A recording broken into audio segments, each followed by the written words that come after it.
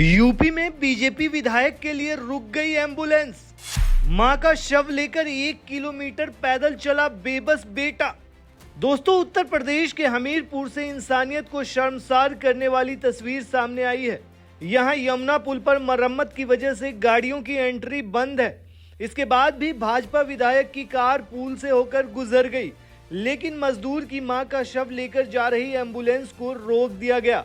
जी हां, मां का शव लेकर जा रहे बेटों ने पुलिस कर्मियों के हाथ पैर जोड़े, काफी देर तक मिन्नतें की, लेकिन पुलिसकर्मी एम्बुलेंस को भेजने के लिए राजी नहीं हुए।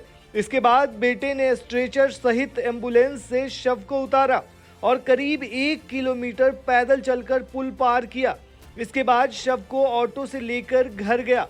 दोस्तों, इस पूरे घटनाक्रम का वीडियो भी सामने आया है, जिसके बाद बवाल मच गया है। बीजेपी विधायक का भी बयान इस मामले में सामने आया है।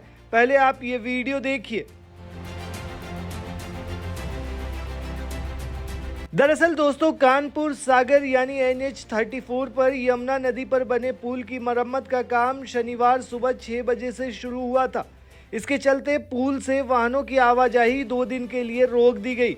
इसी दौरान शनिवार सुबह 6:44 पर सदर विधायक मनोज प्रजापति की कार को पार कराने के लिए यमुना पुल पर लगी बैरिकेडिंग हटा दी गई। वहीं इसके ठीक 3 घंटे के बाद सुबह 9:30 बजे टेढ़ा गांव निवासी बिंदा अपनी मां शिव देवी के शव को लेकर कानपुर से एम्बुलेंस से लौट रहे थे, लेकिन पुल पर तैनात पुलिसकर्मियों ने एम्बुलेंस को रोक दिया। इसके बाद बिंदा को स्ट्रेचर पर अपनी मां के शव को करीब 1 किलोमीटर तक पुल के उस पार ले जाना पड़ा। फिर उन्होंने शव को एक ऑटो में रखवाया और घर के लिए रवाना हुए। दोस्तों, इस मामले ने सबको झंझोर कर रख दिया है। वहीं दोस्तों, इस पूरे मामले पर हमीरपुर DM घनश्याम मीना का बयान भी सामने आया है। उन्होंने कहा कि शनिवार और रविवार पुल बंद होने की जानकारी लगातार लोगों तक पहुंचाई जा रही है।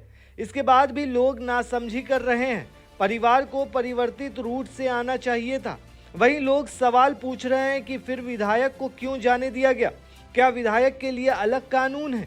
वहीं विधायक वाले मामले को लेकर DM ने कहा कि विधायक का वाहन निकलने संबंधित कोई जानकारी नहीं है। वहीं दूसरी तरफ इस मामले में अब विधायक ने भी सफाई दी है। उन्होंने कहा है कि मेरे भाई की तबीयत ज्यादा खराब थी, उसे जिला अस्पताल हमीरपुर से कानपुर रेफर किया गया था, जिसे अपने वाहन से कानपुर ले जा रहा था। उस समय पुल पूरी तरह से बंद नहीं किया गया था, बंद करने की तैयारी चल रही थी। पुल बंद होने की प्रक्रिया में था। मेरे बीमार भाई को मेरे परिजन लेकर के वहां से जा रहे थे। आधा पुल बंद था और एक तरफ से बंद होने की प्रक्रिया में तत्समय मेरा वाहन वहां से निकला है और पुल पूरी तरीके से बंद नहीं था। सुबह 6 बजे के आसपास हम वहां से निकल गए। ये 2 घटनाओं को अलग अलग जो घटनाएं हैं उनको जोड़ करके दिखाने का प्रयास किया गया है। सरकार की छवि धूमिल करने के लिए, हमारी छवि धूमिल करने के लिए और प्रशासन की छवि धूमिल करने के लिए प्रयास किया गया है। जो दूसरी घटना है वो दोपहर के आसपास की है, जिस समय पुल पूरी तरीके से बंद था। उस समय मुझे लगता नहीं है कि जो वहां पर बोल्डर रखे जाते हैं उनको हटाने के लिए वहां मशीनरी रहती है या नहीं रहती है, मुझे इसका संज्ञान नहीं है।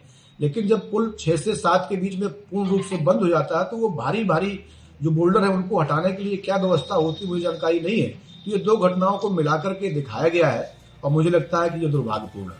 वहीं इस मामले में PNC कंपनी के प्रोजेक्ट मैनेजर MP वर्मा ने कहा कि जब विधायक की गाड़ी पुल से गुजरी उस वक्त मरम्मत कार्य शुरू नहीं हुआ था, सिर्फ पुल बंद करने की प्रक्रिया जारी थी। वहीं शव वाहन दोपहर में गुजरा जब पुल पर मरम्मत कार्य चल रहा था, इसलिए उसे रोका गया। दोस्तों, इस मामले को लेकर लोग लगातार सिस्टम पर सवाल उठा रहे हैं, VIP कल्चर पर सवाल उठा रहे हैं। दोस्तों, इससे पहले भी कई ऐसे वीडियोस वायरल हुए थे जिसमें VIP कल्चर पर सवाल उठे थे। महाकुंभ के दौरान जब यूपी में महाकुंभ जारी था, इस दौरान VIP कल्चर की झलक दिखाते हुए कई वीडियोस वायरल हुए थे, जिसमें देखा जा रहा था कि कई लोग गाड़ियों से सीधे पहुंच रहे थे और उस रूट पर कम लोग थे। लेकिन वहीं दूसरी जगह पे ऐसा आम रास्ता था जहां पर लोगों की भीड़ खचाखच भरी पड़ी थी। तो ऐसे वीडियोस कई बार वायरल हो चुके हैं। वहीं दोस्तों, इस पूरे मामले को लेकर अब लोगों ने कहा है कि पुल बंद होने से 25 किलोमीटर घूमकर जाना पड़ रहा है। एक सोशल मीडिया यूजर ने कहा कि नेताओं के लिए नियम नहीं होते, जनता के लिए हैं। एक और यूजर ने कहा कि भाई बड़ी दुख की बात है, सरकार में बैठे हुए लोग बेशर्म हो गए हैं। दोस्तों इस पूरे मामले पर आप क्या कहते हैं हमें कमेंट में ज़रूर बताएं।